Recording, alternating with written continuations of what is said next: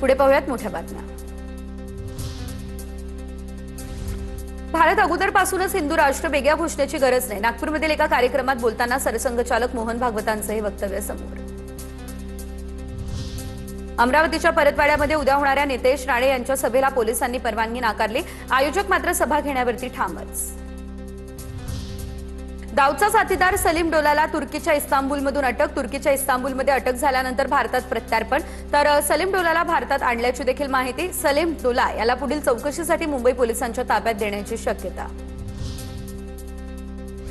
भोंदू खरातचे वकील खराची एसआयटी कोठडी दरम्यान भेट घेणार। 7व्या गुन्ह्यामध्ये भोंदू खरातला 3 दिवसांची कोठडी। वकील एसआयटी चौकशी संदर्भात खरात सोबत चर्चा करणार असल्याची माहिती।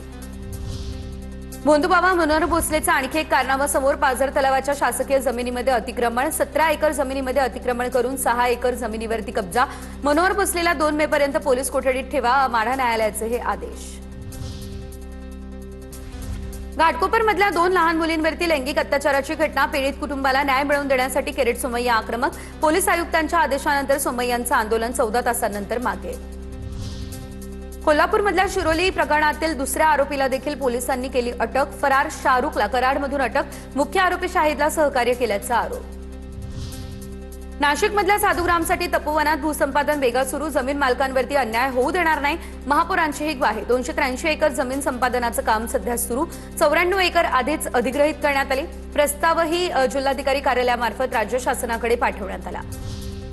केएम हॉस्पिटलच्या नामांतराला प्रशासनाकडून हिरवा कंदील। आरोग्य समितीकडे हा प्रस्ताव आला, त्यानंतर तो मंजूर करून आयुक्तांकडे अभिप्रायासाठी पाठवला गेला।